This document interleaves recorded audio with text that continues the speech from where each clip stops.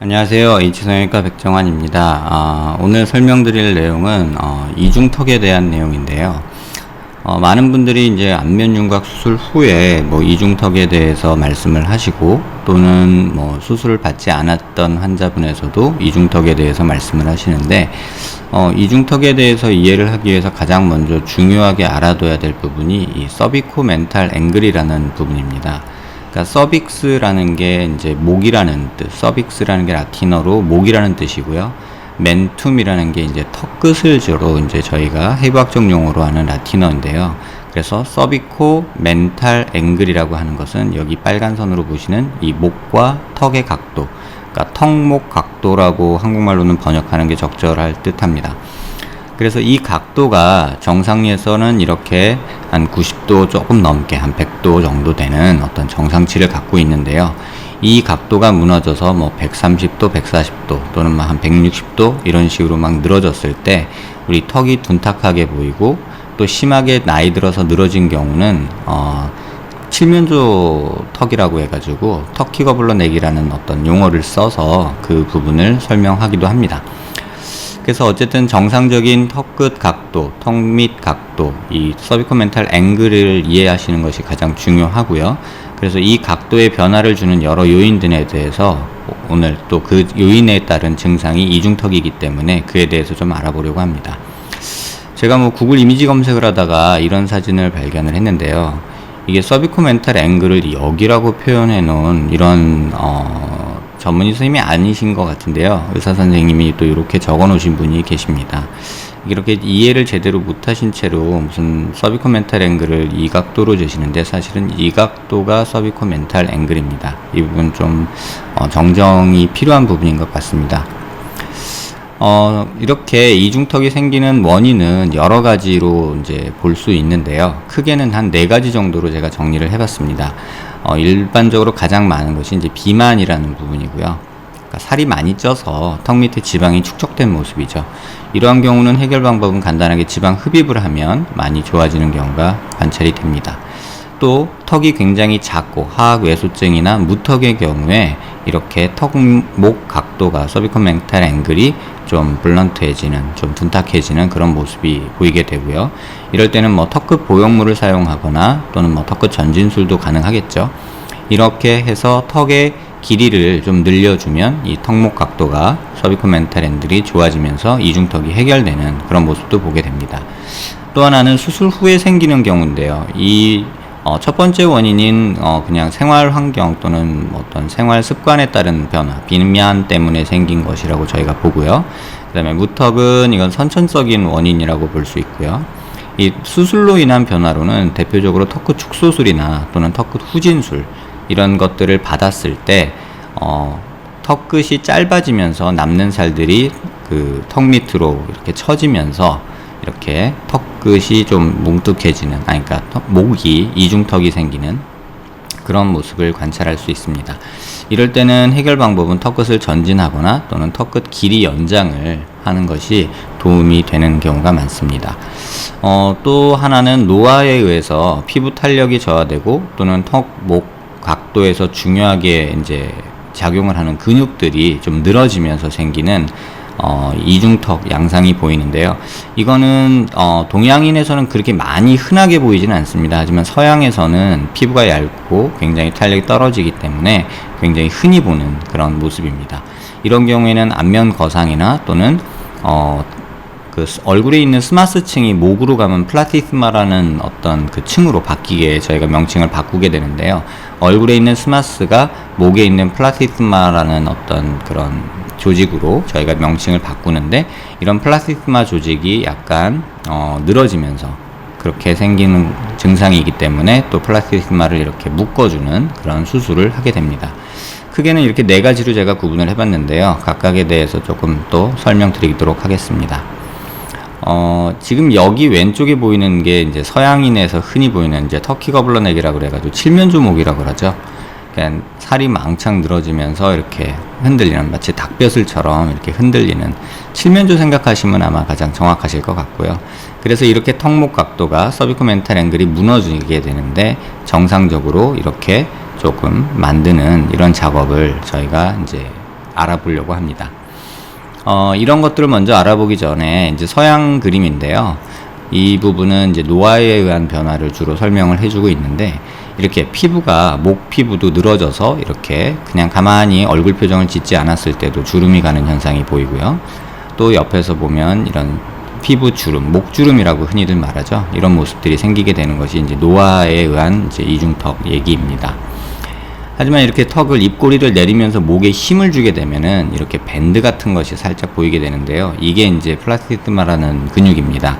이제 얼굴 신경의 가장 밑에 근육이 이제 신경 가지가 이 근육을 수축하게 하는데, 그랬을 때 이렇게 플라티스마가 이렇게 벌어진 양상을 이제 보이게 되는 게 조금 더 일반적입니다.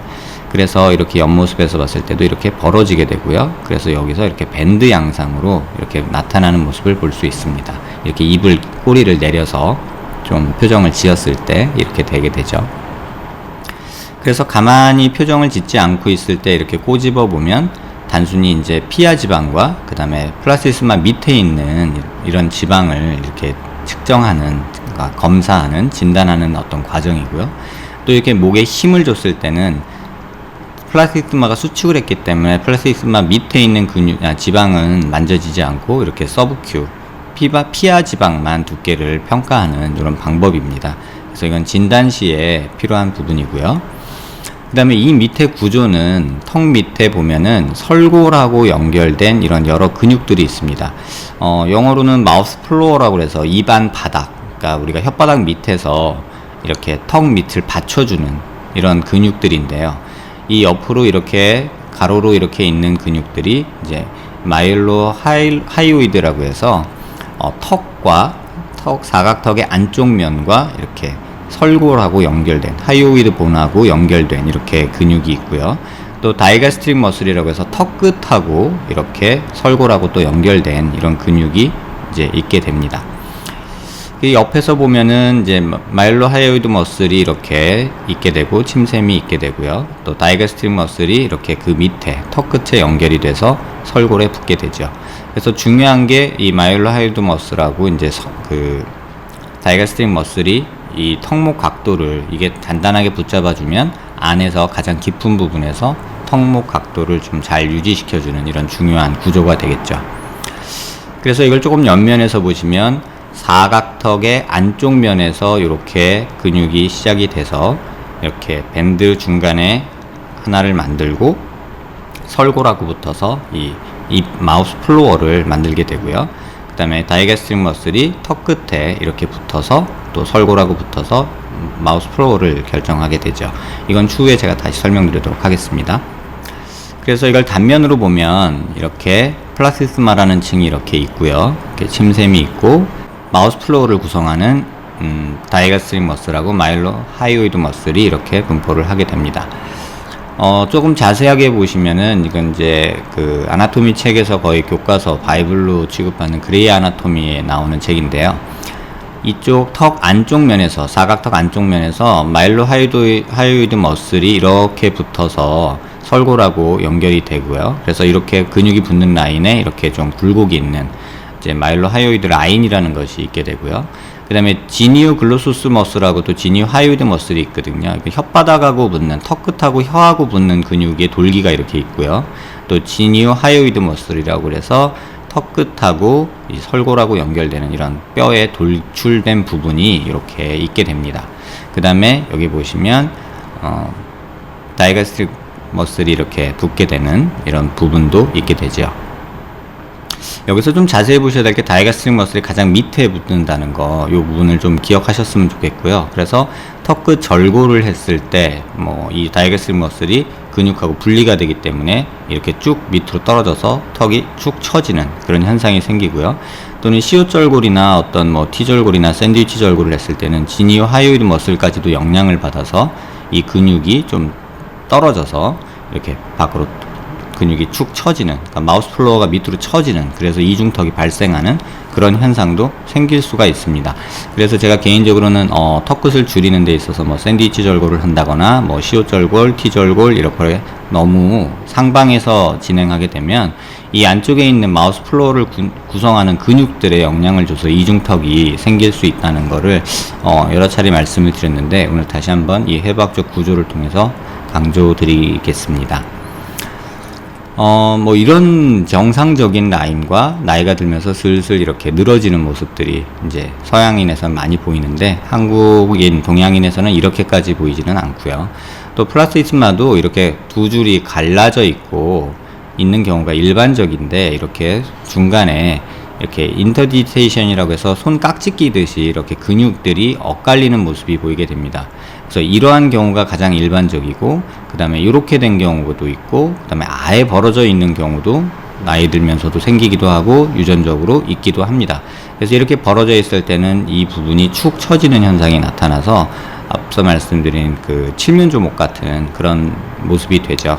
그래서 이런 모습, 앞서 본 사진에서 요런 밴드들이 생기는 이유가, 요렇게 벌어지는 이유가 이 플라스티스마가 벌어져 있기 때문에 그렇습니다. 그래서 요런 부분들을 해결하기 위해서 이 플라스티스마를 묶어주는 그런 작업들을 할 수 있죠. 그러니까 모든 수술 방법이 이러한 원인과 해부학적 구조에 따른 어떤 해결 방법을 찾는 게 이제 저희 일이기 때문에, 이런 인터디테이션이라고 해서 깍지 끼는 모양을 만들기 위해서 수술할 때 턱끝을 한 2-3cm 절개해서 이 플라스티스마를 이렇게 묶어주는, 이렇게 당겨서 묶어줘서 이 턱에 늘어지는 것을 막아주는 이러한 수술을 하게 되고요. 또 경우에 따라서는 이렇게 두 줄로 한 번 묶은 다음에 겉에서 한 번 더 묶어주는 이런 작업을 하게 되고, 또 이게 이렇게 묶어줬을 때 이쪽이 너무 당겨서 환자가 고개 들 때 불편할 수 있기 때문에 이쪽에 백컷이라고 해서 여기 근육을 잘라주는 이런 작업도 이렇게 작은 구멍을 통해서 저희가 시행을 하고 있습니다. 앞서 말씀드린 내용에서 실제 사진을 통해서 제가 다시 한번 설명을 드리겠습니다. 이중턱의 원인은 크게 네 가지로 제가 말씀을 드렸는데요. 이 경우에서는 단순 비만에 의한 원인이라고 저희가 판단을 하고요. 단순히 지방 흡입만 해줘도 이 서비코멘탈 앵글이 많이 좋아지는 모습을 볼 수 있는 경우입니다. 비교적 젊은 나이이기 때문에 피부 탄력도나 뭐 기타 여러 조직들은 크게 문제가 없고, 수술을 받은 적이 없기 때문에 뭐 안에 있는 다이가스틱 머슬이나 지니오 하이드 머슬, 마일로 하이드 머슬들이 영향을 받지 않았고요. 또 턱 길이 자체도 그렇게 짧지 않기 때문에 무턱이나 이런 선천성 원인도 없기 때문에 이런 경우는 단순히 지방 흡입만으로도 많이 좋아집니다. 이 경우는 나이가 조금 있으신 분인데요. 턱이 그렇게 많이 짧지 않고 단지 비만에 의한 것과 또 나이 들면서 살이 탄력이 좀 떨어져서 목주름이 조금 생기는 모습들이 있지만, 주로는 이제 비만에 의한 이렇게 살이 문제가 되는 경우라고 볼 수 있습니다. 이 경우는 젊은 친구인데 턱이 조금 짧으면서 이렇게 이중턱 양상을 보이는 경우가 있습니다. 이 환자의 경우는 대부분은 병원에서 진단을 하게 되면은 뭐 돌출입이다, 입을 넣자라고 말씀을 많이들 하시는데요. 사실은 코가 낮고 턱이 약간 무턱 증상이 있어서, 심하지는 않지만 약간의 무턱 증상이 있어서 이렇게 입이 돌출된 듯이 보이는 것이고, 이중턱이 생긴 모양은 이런 약간의 무턱 증상과 살이 좀 쪄서 비만이 같이 이렇게 컴바인된, 같이 영향을 준 그런 모습입니다.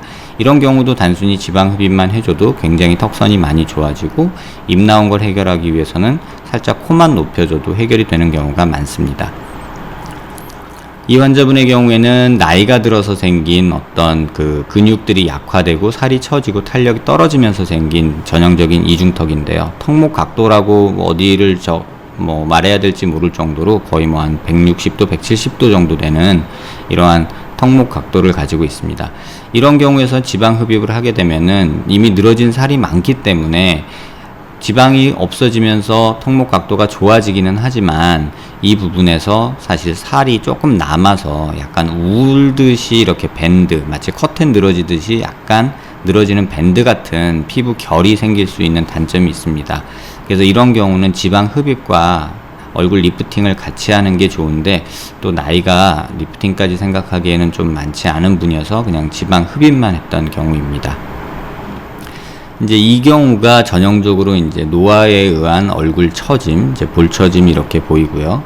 그 다음에 이 턱 밑에 지방도 어느 정도 있으면서 탄력이 없고 근육들이 늘어지면서 이렇게 터키 거블러 넥까지는 아니지만 칠면조목까지는 아니지만 이렇게 닭벼슬처럼 턱 밑에 뭐가 달려있는 이런 느낌을 주게 되죠.